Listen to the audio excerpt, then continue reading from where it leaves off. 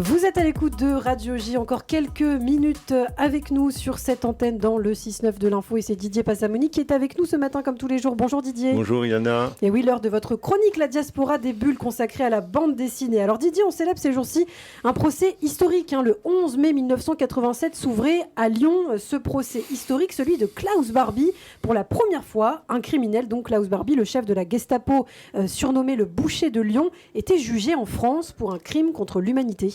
Effectivement, et puis vient de paraître un album qui commémore cet événement, c'est cet album-ci. Ouais. Ça s'appelle Klaus Barbie, la route du rat. Ça s'appelle la route du rat parce que c'est la route des rats, c'était la route qu'on surnommait pour les nazis qui allaient s'enfuir en Amérique du Sud. Donc c'est adapté. C'est par Frédéric Brémaud, avec 2 R à Brémaud. Et Jean-Claude Bauer. Et c'est un livre qui nous raconte avec minutie le parcours du criminel jusqu'à sa comparution aux assises de Lyon. C'est un travail remarquable que cet album, parce que d'abord il est bien écrit, il est bien raconté, et puis surtout il est précisément documenté. On voit bien qu'ils ont fait un travail vraiment sur les pièces historiques. On ne s'est pas contenté simplement d'adapter un album, un livre d'histoire. Ils ont vraiment été voir les éléments. Et puis surtout, la mise en image est faite par Jean-Claude Bauer, qui est un dessinateur judiciaire qui était présent au moment du procès en 87 pour Antenne 2 et qui est parti de ses croquis d'audience pour faire sa bande dessinée. Ouais. Elle est préfacée par Serge Klarsfeld, avocat des partis civils, grand mémorialiste des Juifs de France, et postfacée par Jean-Olivier Vieux, qui était le substitut général pendant le procès, excusez du peu. Effectivement. et oui, puis c'est un album qui atteint une rare perfection dans le travail de mémoire. Pour moi, c'est un vrai coup de cœur. Pour les plus jeunes, il convient de rappeler qui était Klaus Barbie. C'est un soldat allemand, un nazi fanatisé dès les années 20, et qui a sévi aussi bien en Pologne que sur le front de l'Union soviétique. On n'ose plus dire Russie aujourd'hui. En Hollande, et puis en France et à Lyon.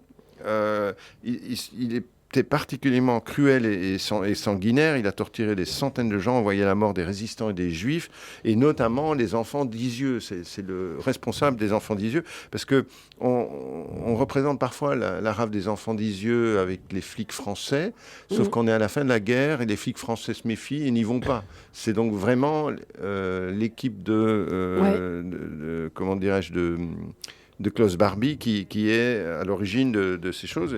Et notamment, Klarsfeld a pu produire au moment du procès une pièce qui a été retrouvée presque par hasard dans les archives du mémorial de la Shoah, qui était la preuve que Barbie était directement le commanditaire de cette rafle. Et plus tard, donc, il s'échappe en Amérique du Sud, et ceci pour dire que les criminels doivent être absolument arrêtés.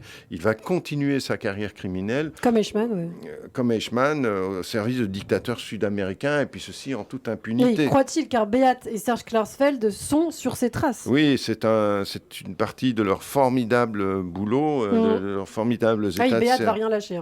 Elle lâche rien, c'est clair. Et Serge, avec son petit côté placide et très, il est extrêmement organisé. Il y a pas une faille dans leur démarche.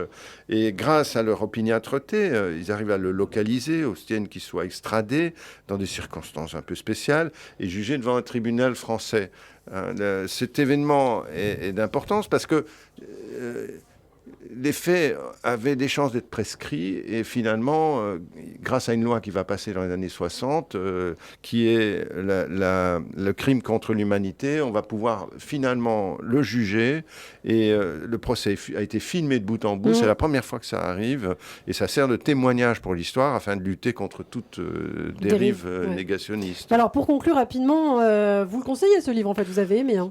Il est formidable parce que il est hyper ressemblant. Les portraits sont parfaitement ressemblants. C'est pas une ressemblance photographique, c'est vraiment une ressemblance ressentie, j'ai envie de dire. Barbie qui est un voyou aux lèvres minces, sans affect, sans loi. Il y a Serge Klarsfeld qu'on reconnaît, qui est quasiment effacé mais diablement efficace. Et puis Vergès, qui nous apparaît le fameux avocat Jacques Vergès, Vergès, qui défendait Klaus Barbie, nous apparaît énigmatique et retors. C'est remarquable, c'est une bande dessinée éminemment appréciable parce que ça nous évite de lire des gros livres d'histoire et ça dit tout.